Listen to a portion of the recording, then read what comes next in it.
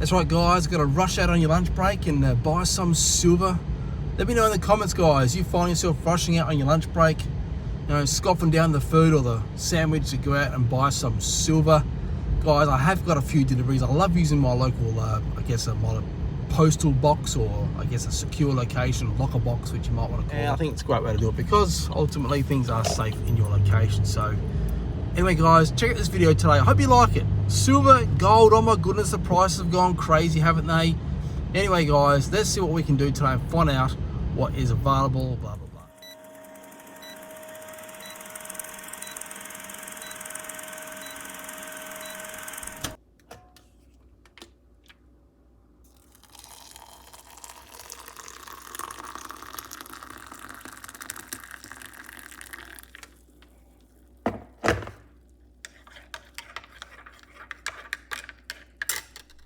Well, that's right, guys. Do you find yourself popping out on your lunch break to grab some silver? I try and do it, guys. I do try and make the most of my lunch breaks, get some errands done. But anyway, that coffee mug, just for the record, is washed and cleaned every night. The poor mug is about 20 years old, but it also represents the first motorbike I ever learned to ride on, which was a good old Honda VTR 250. But that's right, this is not a motorbike channel, guys. This is a bullion coin collector channel, guys. My title today, silver, $50 again, question mark again, and that's my point here, guys. In Australia, it's well and truly over 50 for us here, guys. We are paying in excess of about $70, guys, for a bullion coin. If I was walking to my bullion dealer right now, this would cost me between $71 and $72 for one just like this. Maybe not the same year. This is 2009. This actually represents this is the first silver coin I ever received. My dad gave me this, guys, and I do actually touch this with my bare hands. So it's a very, very nice coin. I keep it on my desk, and I like to just play with it. It's pretty cool. So anyway, $71 to $72, guys, for American 1 ounce eagle. Pretty crazy here. So we're on our way to $100 Australian. USD, so 50 USD. Can I just say, let's remember what happened back in the 1980s. It did basically hit that, okay?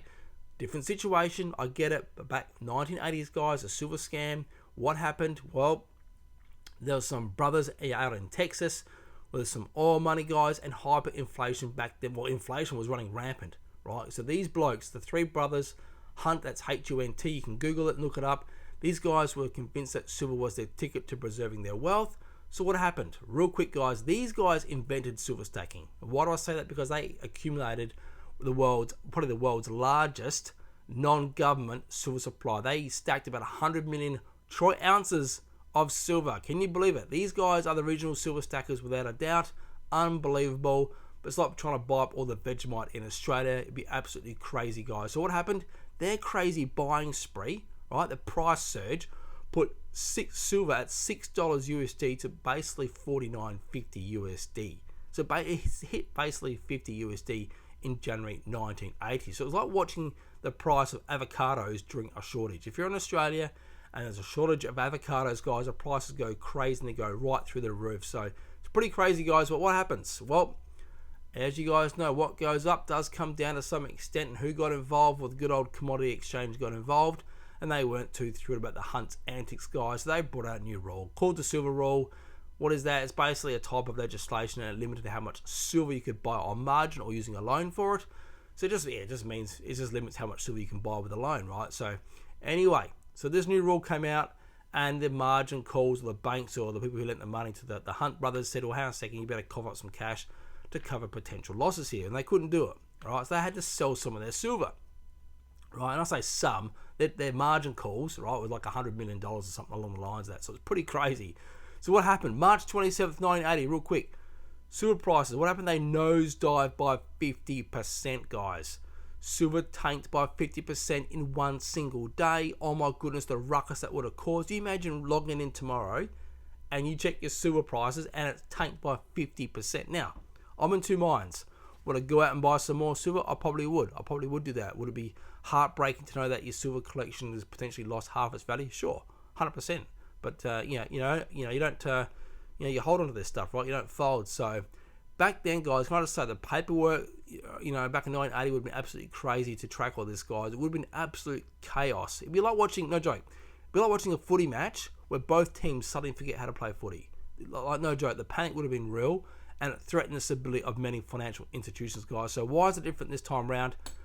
Well, guys, like I meant before, silver isn't just a piece of jewelry you put around your neck or you wear on your finger. There's actually legit supply and demand issues for this stuff, guys, and also in industry applications. Okay, so that's the whole point here, guys. So electronics, solar panels, electric vehicles, I touched on this about 4 months ago. There is a consistent deficit in the silver supply, right? And I'm not the only one.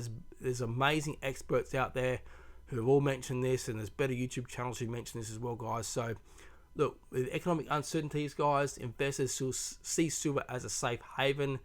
And look, end of the day, it's very different from the 1980s now, right? It's not like a couple of guys out there trying to game the system. Okay, so look, real quick, guys.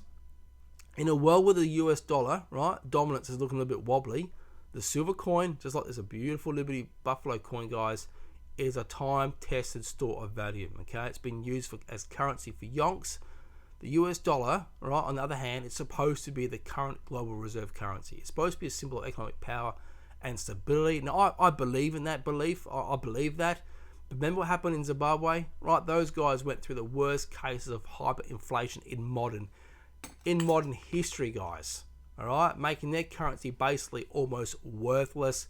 Pretty sad what happened in Zimbabwe, guys, and it totally wrecked the nation's economy. So every fiat currency system has eventually faced the same fate, right? Now, when I first heard the word fiat currency, probably about 6-7 years ago, I'm thinking, what's car manufacturer got to do with currency? It's pretty crazy. I know it sounds silly, but in case you haven't Googled it, fiat currency basically means it's a currency that's not backed by silver or gold, and this is the scariest bit, you ready?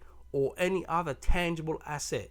You would think governments would at least back it with land holdings, stocks, probably not stocks, but something that's tangible. You know, you think they'll back it with land. It's only backed by the government and its economic stability. Okay, so I'm not going to get into the technical ins and outs of this, but you guys get my drift. And if you're still on the fence, when should I buy some silver?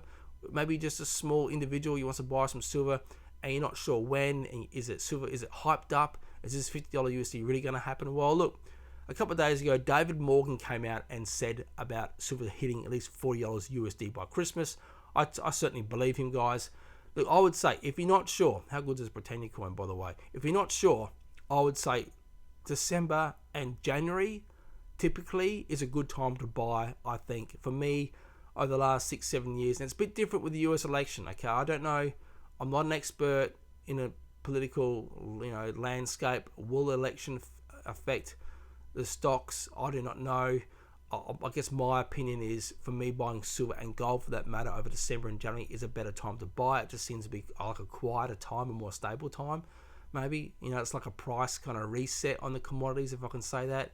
So if you're still not sure and you think, is this hype going to go away? If you haven't seen it gone by December and January, I'd say that's a good time to buy. So anyway, guys, look, I really appreciate you staying to the end here. I just like to do quick, short videos.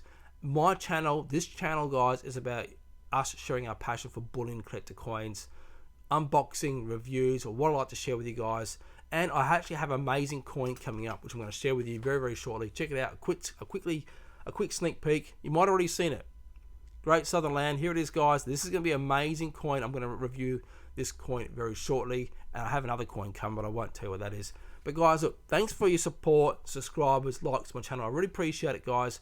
Make sure you look after yourselves, and most of all, make sure you enjoy this amazing hobby. Okay, it's a hobby for me. It's not a business. It's a hobby. Enjoy the process, guys. Enjoy stacking different types of silver coins, all types of coins that you want to collect. So make sure you enjoy the process, guys, and you'll always love it. You always love this hobby if you enjoy it, guys. So look after yourselves. Take care. Bye.